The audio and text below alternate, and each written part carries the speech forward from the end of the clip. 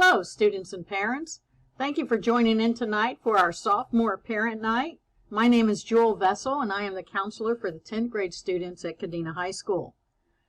Please listen in, and if you have any questions, please contact me in person, and I'll be happy to answer any questions that you have.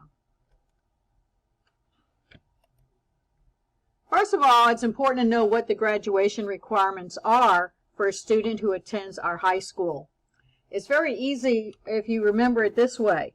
You have to have 4 credits of language arts and 4 credits of math, 3 credits of social studies, 3 credits of science, 2 credits of the same foreign language, 2 credits of career technical education, which is CTE, and 1.5 credits of PE, 1 credit of fine arts, and a half credit of health.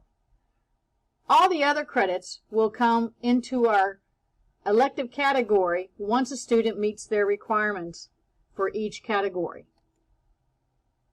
Another thing that's important to know is how you can get on the honor roll.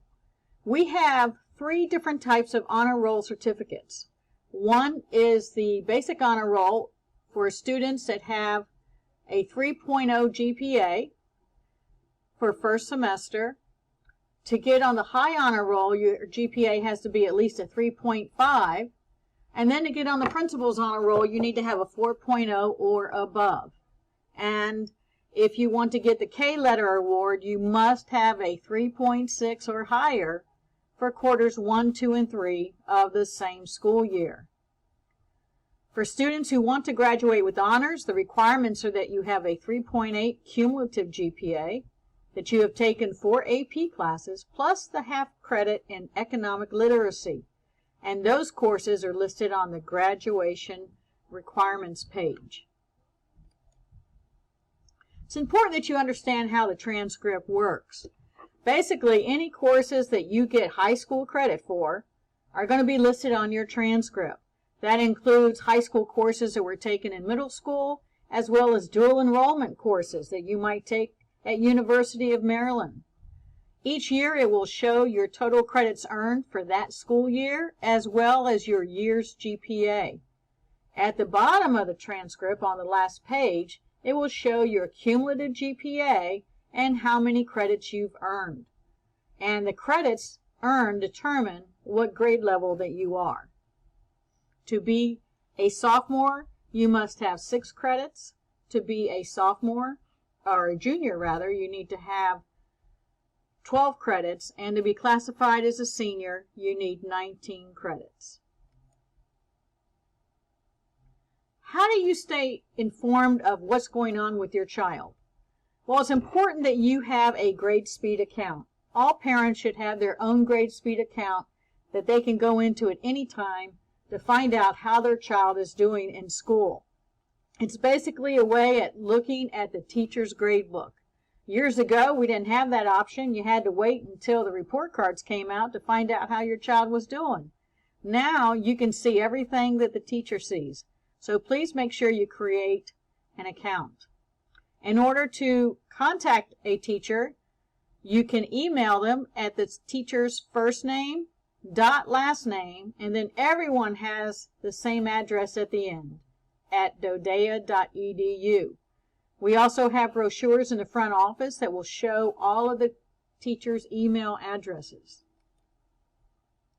The PSAT was given on October 13th, and every year it's given during that same week on a Wednesday.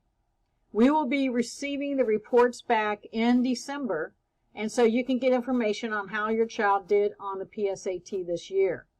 And it compares your child with other students from overseas who took the same test, and you will get a percentage. And it's important to know that your child is on track to continue their education in college if that's what they choose to pursue.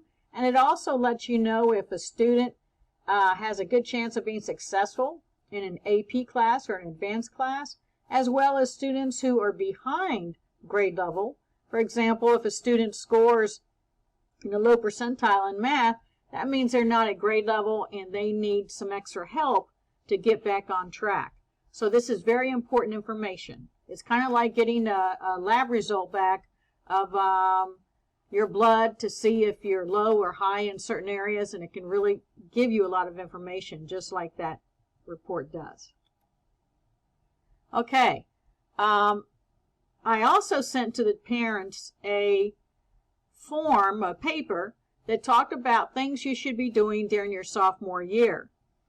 Please look at an email from me that was sent on October 13th, and it will show things that students should be doing during their sophomore year to make sure that they are on track for graduation. We also have Homework Club available every Wednesday and Thursday for free. It starts at 2:30 and ends at 4 p.m. And if a student needs help in language arts or social studies, they will report to Mr. Campbell in room 135. If a student needs help in math, they can go to Miss Becerra's room, which is in the annex, room 204. And Miss Oatman provides science help in room 117. Please take advantage of that because it is a free service. It's important that students get involved. They should be involved in at least one extracurricular activity. After-school activities help students to enjoy school more, meet other students that are similar to them and have the same interests. And it also helps in getting money, scholarship money, for students that are involved in extracurricular activities. It's important to have options, and so you need to start planning for college way in advance, not waiting till your senior year. Our hope is that by the time a student gets to their senior year, they will have a list of colleges that they plan to apply to. By the end of a student's junior year, they should have a list of maybe 15 schools. That list will either grow or shrink. And you should have 5 to 10 schools by your senior year that you are ready to apply to. So the list should be narrowed by the time you get to your senior year. Make sure you keep track of all your activities because this is information that colleges want to know. They want to know if you're involved in leadership service, like student government, or if you play sports, or you're in drama, student government, and also volunteer hours in the community, like working for the Red Cross or for your local church.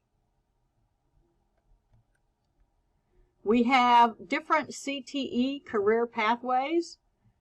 This is an example of one where you have to earn 3 credits, and then you get this cluster actually typed onto your transcript at the end of graduation. So we have many different types of career clusters. We have sent that out to parents and students as well. So when a student is choosing classes, all they have to do is look at the requirements so that they can meet that requirement for that endorsement by the time they graduate. Okay, that is it. That's a short version of important things that you need to know for high school. Please contact me if you have any questions, and I look forward to talking to you and working with you over the next couple of years. Good night.